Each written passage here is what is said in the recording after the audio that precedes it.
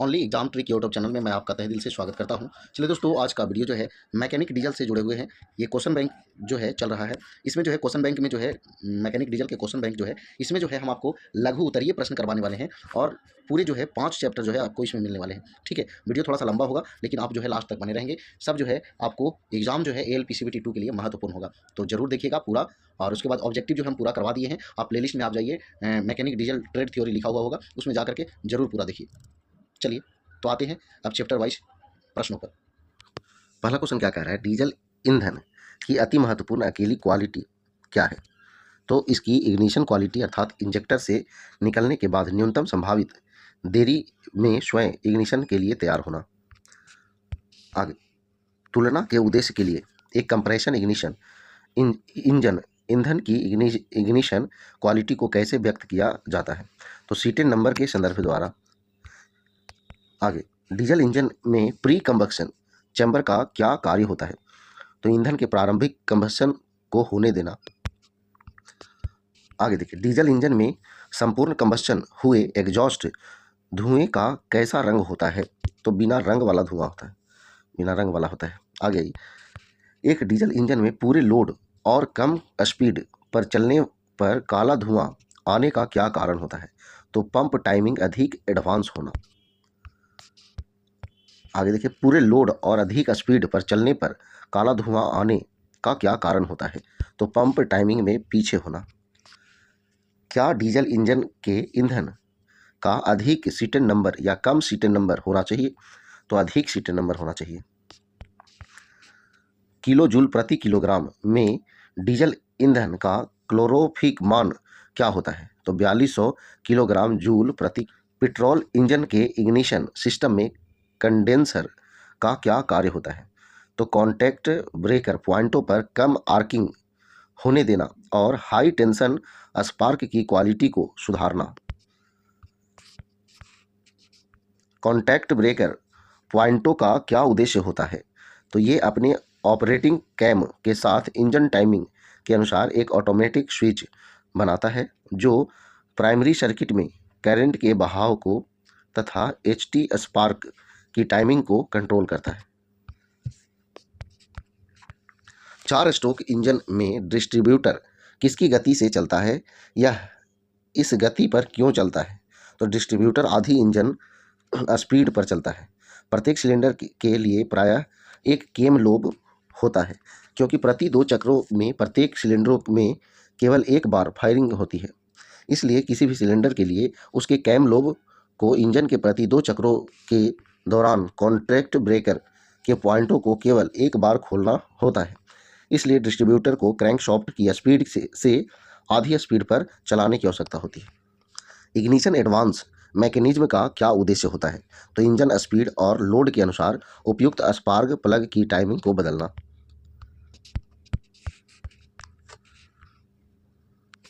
आगे, ignition coil क्या होती है और इसका क्या उद्देश्य होता है? इग्निशन कॉइल एक इलेक्ट्रिकल डिवाइस है जो इतना अधिक वोल्टेज पैदा करता है ताकि स्पार्क प्लग इलेक्ट्रोडों के बीच गैप के आर पार बिजली जंप कर सके और स्पार्क पैदा हो सके।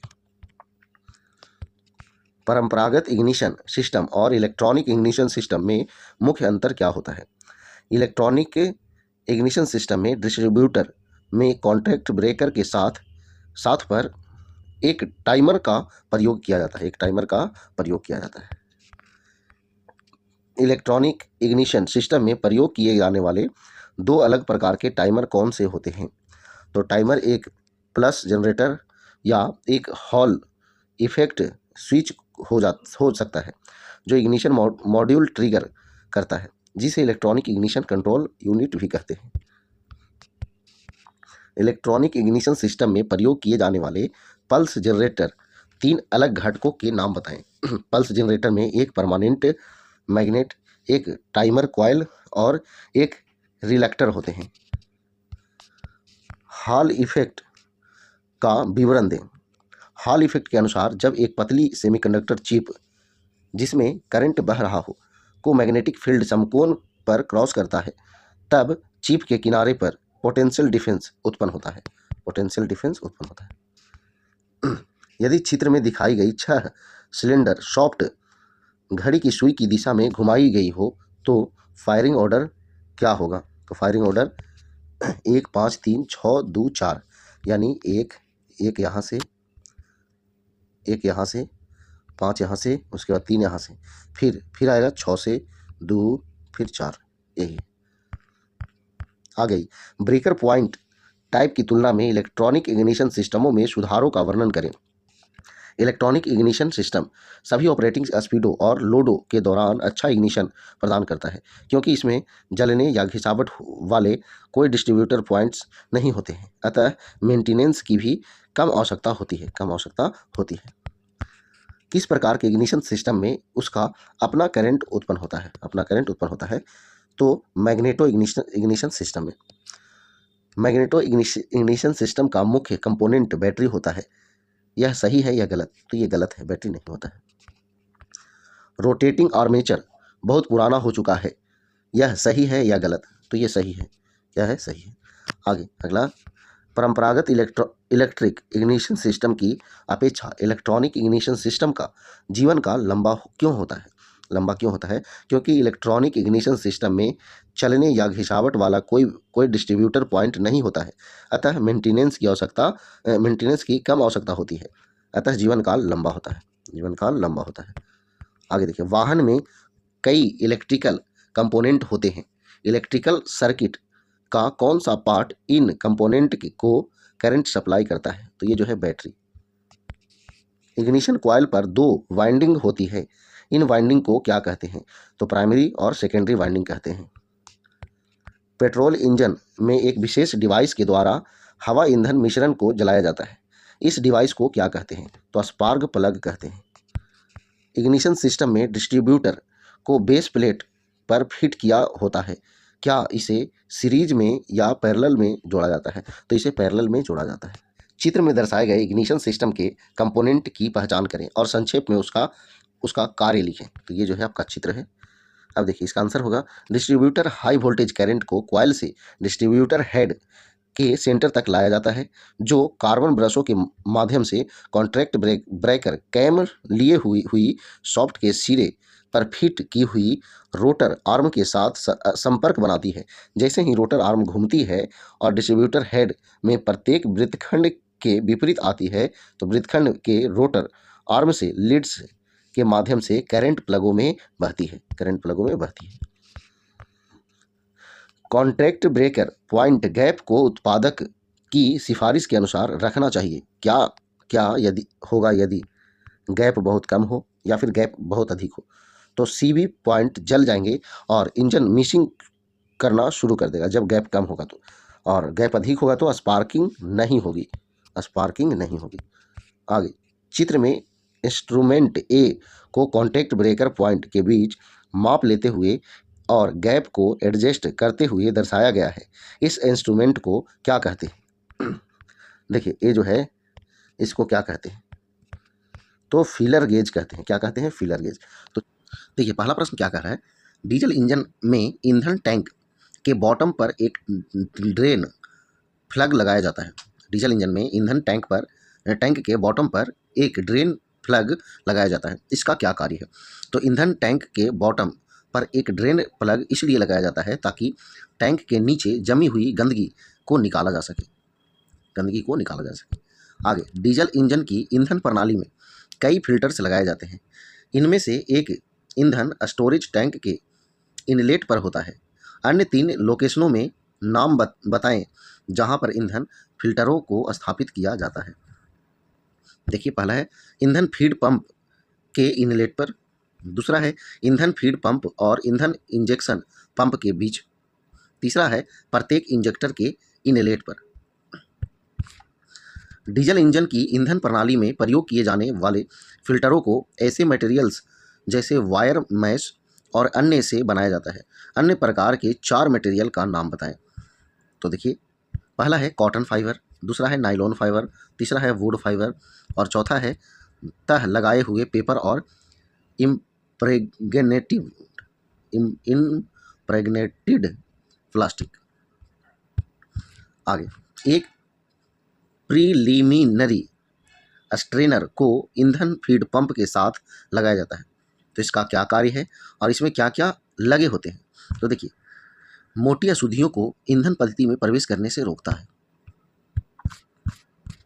और क्या है, इसमें एक हाउसिंग होती है जिसके अंदर एक नायलॉन वायर गॉज इंसर्ट या एक वायर मैश छलनी होती है। आगे, ईंधन प्रणाली की ब्लीडिंग से क्या अभिप्राय है। ब्लीडिंग एक विधि है जिसके द्वारा ईंधन पद्धति में उपस्थित हवा को निकाला जाता है। आगे, प्रयोग किए जाने वाले पंपों में एक प्रकार का pump plunger type feed pump है। अन्य 3 प्रकार के फीड पंपों के नाम बताएं। तो पहला है गियर टाइप, दूसरा है वेन टाइप और तीसरा है डायफ्राम टाइप।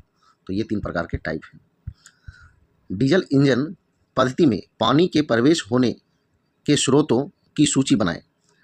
डीजल इंजन में 0.2% तक अणुओं से घिरा पानी हो सकता है। निम्नलिखित में से ईंधन में फ्री पानी भी प्रवेश कर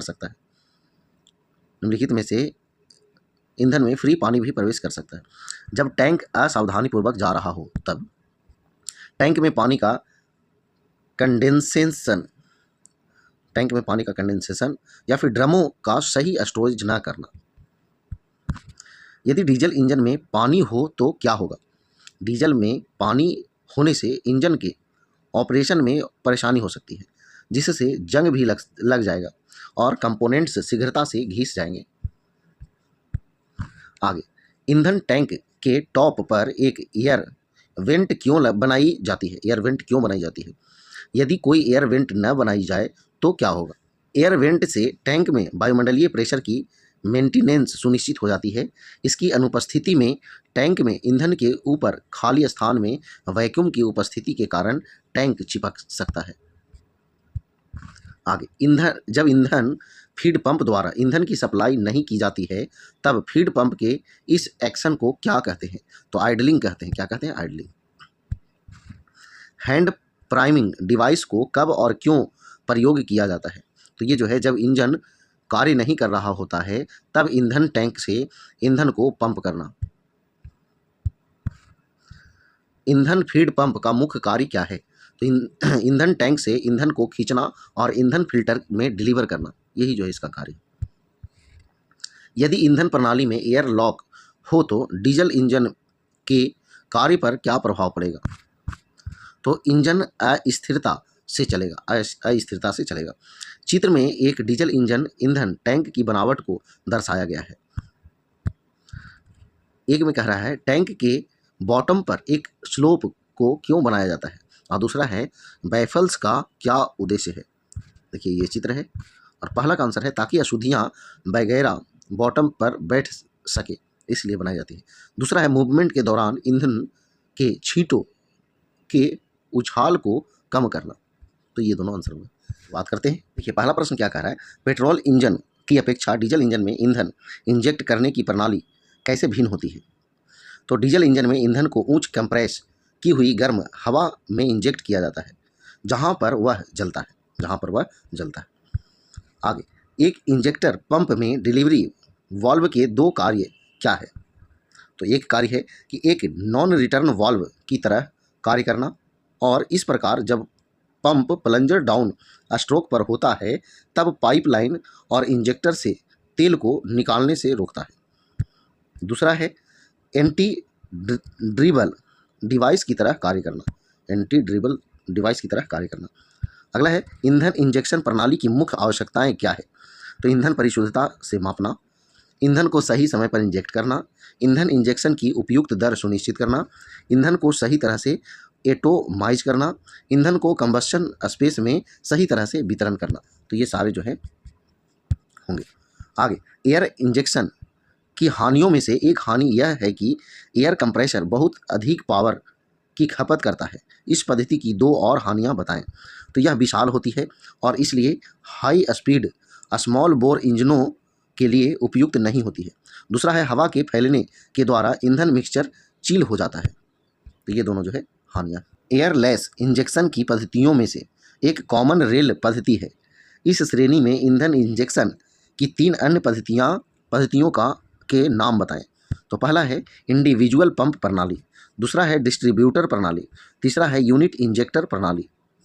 आगे देखिए, हाई स्पीड स्मॉल बोर इंजनों के लिए ईंधन इंजेक्शन की कॉमन रेल प्रणाली को उपयुक्त क्यों नहीं समझा जाता है? तो इस प्रणाली में प्रत्येक पावर स्ट्रोक पर प्रत्येक साइकिल के इंजेक्ट किए हुई ईंधन को थोड़ी सी मात्रा में परिशुद्धता में कंट्रोल करना मुश्किल होता है। एक 6 सिलेंडर इंजन के लिए एक इंडिविजुअल पंप इंजेक्शन प्रणाली में कितने पंपिंग तत्व होते हैं? तो 6, प्रत्येक सिलेंडर के लिए एक पंपिंग तत्व में कौन से 2 पार्ट्स होते हैं? तो प्लंजर और बैरेल। डायरेक्ट इंजेक्शन और इनडायरेक्ट इंजेक्शन में क्या अंतर है? तो एक डायरेक्ट इंजेक्शन इंजन वह होता है जिसमें पिस्टन के ऊपर और या अंदर कंबस्टन स्पेस में ईंधन को प्रत्यक्षतः इंजेक्ट किया जाता है। एक इनडायरेक्ट इंजेक्शन इंजन वह है जिसमें रिस्ट्रिक्टेड थ्रोट या पैसेज द्वारा मुख्य कंबस्टन स्पेस के साथ जुड़े एक एंटी चेंबर में ईंधन को इंजेक्ट किया जाता है। डायरेक्ट इंजेक्शन ईंधनों की तुलना में इनडायरेक्ट इंजेक्शन ईंधनों के क्या लाभ हैं? तो देखिएगा, ईंधन क्वालिटी के लिए कम सेंसिटिव होता है। दूसरा है, प्रेशर बढ़ने की कम दर के कारण अधिक स्मूथ रनिंग होती है। तीसरा है, अधिक सॉफ्ट स्प्रे और कम प्रेशर से इंजेक्शन साज सामान पर घिसावट व खराबी कम होती है। चौथा है, हल्के पिस्टन अधिक आरपीएम प्राप्त करने में सहायक होते हैं। अगला है, इंजेक्टर पंपों की फेसिंग क्या है? तो टेस्टिंग और यदि आवश्यक हो तो एक इंजेक्टर पंप को एडजस्ट करना ताकि प्रत्येक पंपिंग एलिमेंट अपने से पहले एलिमेंट से ठीक अंतराल के बाद इंजेक्ट करे। उदाहरण के लिए, एक 4 तत्व वाले पंप में इंजेक्शन बिल्कुल 90 डिग्री के अंतरालों पर और एक 6 तत्व वाले पंप में 60 डिग्री के अंतरालों पर अवश्य होनी चाहिए। आगे ये इंजेक्टर पंपों की कैलिब्रेशन क्या है? टेस्टिंग और यदि आवश्यक हो तो इंजेक्टर पंप को एडजस्ट करना जिससे विभिन्न स्पीडों पर ईंधन की सही मात्रा को सप्लाई करना सुनिश्चित हो सके, और रैंक सेटिंग करना जिससे यह सुनिश्चित हो सके कि प्रत्येक तत्व ईंधन की बराबर मात्रा सप्लाई कर रहा है। निम्नलिखित ऑपरेशनों की कितनी डिग्री की परिशुद्धता अवश्य होनी चाहिए? तो फेसिंग। दूसरा है, कैलिब्रेशन के दौरान पंपिंग एलिमेंट की आउटपुट की बैलेंसिंग। देखिए, आंसर है ±1/2 डिग्री के बीच। और दूसरा है, एक फेसिंग चेक के दौरान यह पाया गया कि एक तत्व इंजेक्शन देरी से करता है, इसे कैसे ठीक किया जा सकता है? तो उस तत्व के टैपेड को ऊपर उठाकर 5 लक्षणों की सूची बनाएं जो यह प्रकट करते हैं कि इंजेक्टर पंप को सर्विसिंग की आवश्यकता है। तो देखिए क्या क्या होगा। तो पहला है, काला एग्जॉस्ट धुआं निकलेगा तब। दूसरा है, रफ आइडलिंग। तीसरा है, पावर का नुकसान। चौथा है, ईंधन की अधिक खपत। और पांचवा है, कंबस्टन चैम्बर में कार्बन अधिक जमा हो जाना। एक त्रुटिपूर्ण इंजेक्टर के 4 लक्षणों की सूची बनाएं। तो पहला है, इंजन के एक सिलेंडर में मिसिंग होना। दूसरा है, एग्जॉस्ट धुआं काला होना। तीसरा है, पावर का नुकसान होना। चौथा है, नॉकिंग होना। तो ये 4 जो है लक्षण है त्रुटिपूर्ण इंजेक्टर के। आगे, इंजन में ईंधन को एटोमाइज करने के लिए इंजेक्टरों को लगाया जाता है। ईंधन को एटोमाइज करने की क्या आवश्यकता होती है? तो यह संपूर्ण कंबस्टन पाने के लिए किया जाता है। क्या होगा यदि ईंधन इंजेक्ट किया जाता है बहुत जल्दी या बहुत देरी से? तो देखिए, इग्निशन देरी से होती है क्योंकि उस समय हवा का तापमान पर्याप्त ऊंचा नहीं होता है। ऑपरेशन रफ और शोर वाला हो सकता है। ईंधन की खपत अधिक होती है।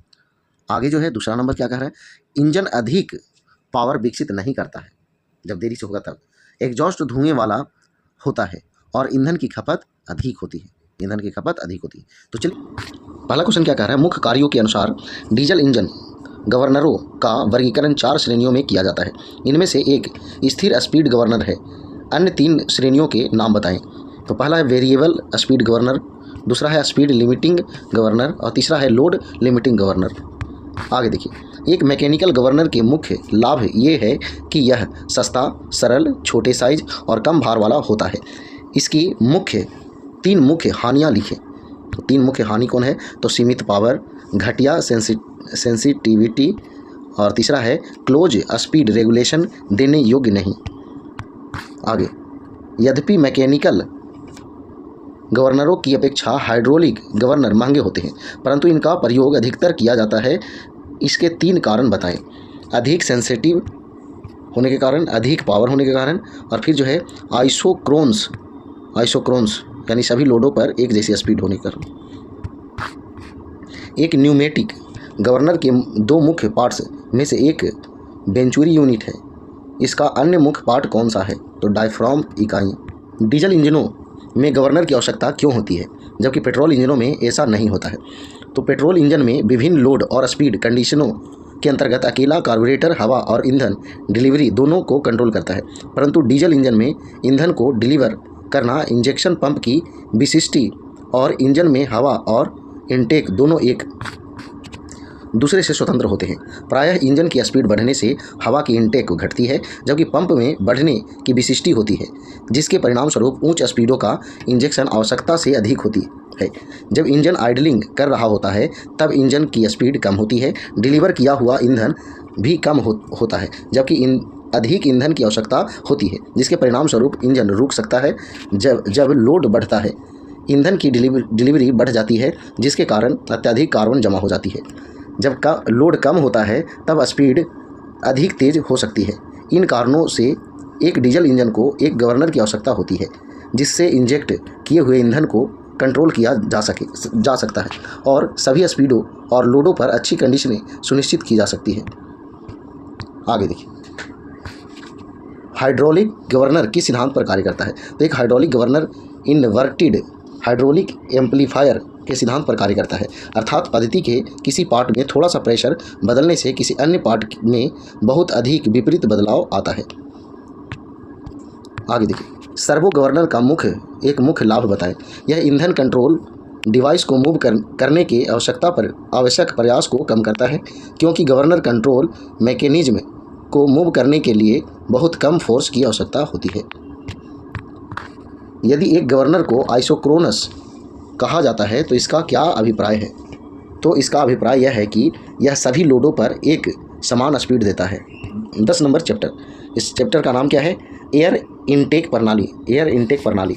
इससे जुड़े हुए प्रश्न स्टार्ट करते हैं। एक डीजल इंजन की एयर इनटेक प्रणाली के कार्यों में से एक कार्य इनटेक हवा को साफ करना है। इस प्रणाली के 3 अन्य कार्य बताएं। इनटेक के शोर को शांत करती है, सुपर चार्जिंग के लिए हवा देती है, 2 स्ट्रोक इंजनों में स्केवेंज एयर सप्लाई करती है। आगे देखिए, एयर इनटेक प्रणाली में एयर फिल्टर लगाना आवश्यक क्यों होता है?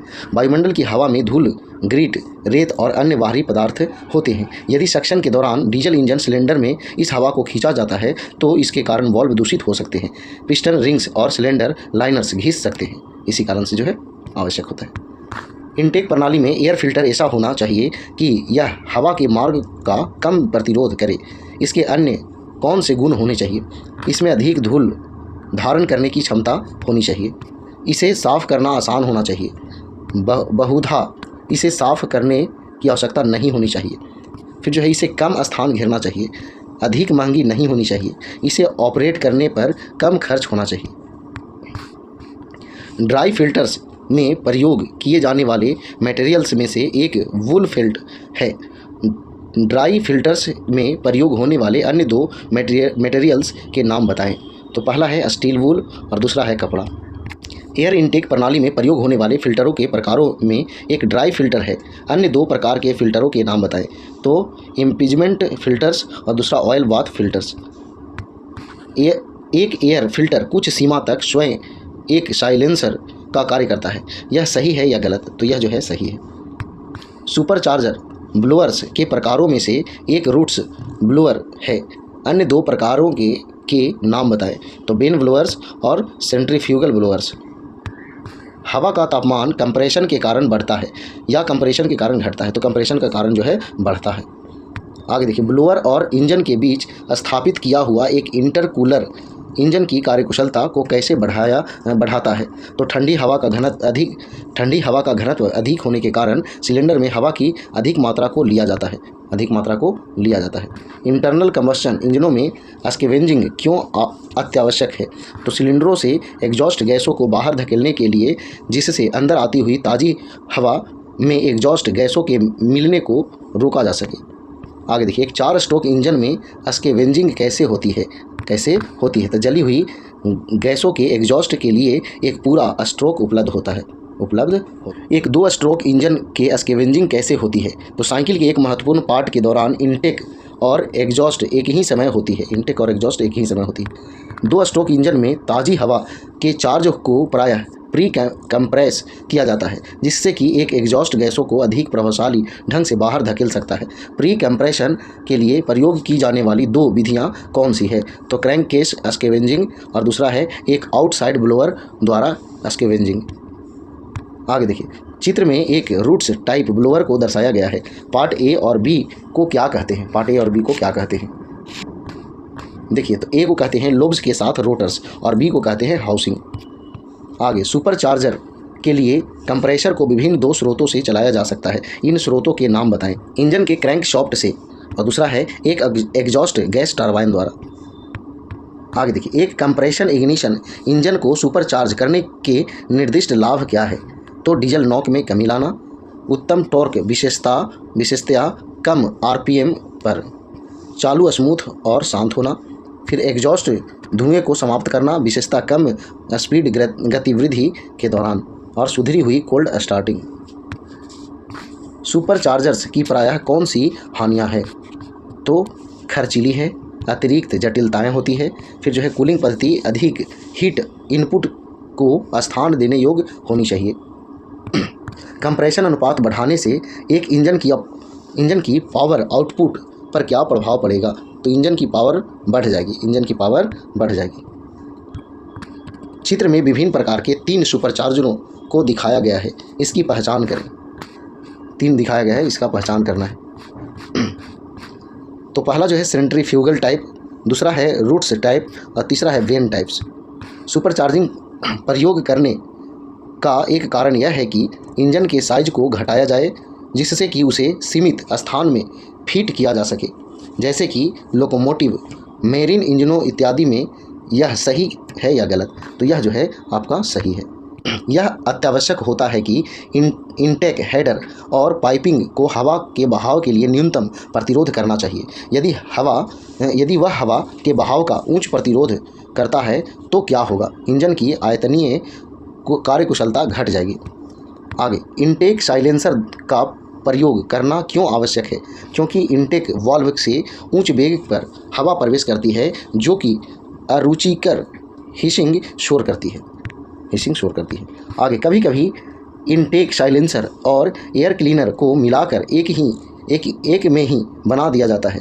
यह सही है या गलत? तो यह जो है सही है। स्कैवेंजिंग क्या है? तो एग्जॉस्ट गैसों को सिलेंडर से बाहर निकलने और उनके स्थान पर ताज़ी हवा को भरने को स्कैवेंजिंग कहते हैं। आगे, 2 स्ट्रोक इंजन की स्कैवेंजिंग की विधि का वर्णन करें, जैसा कि चित्र में दिखाया गया है।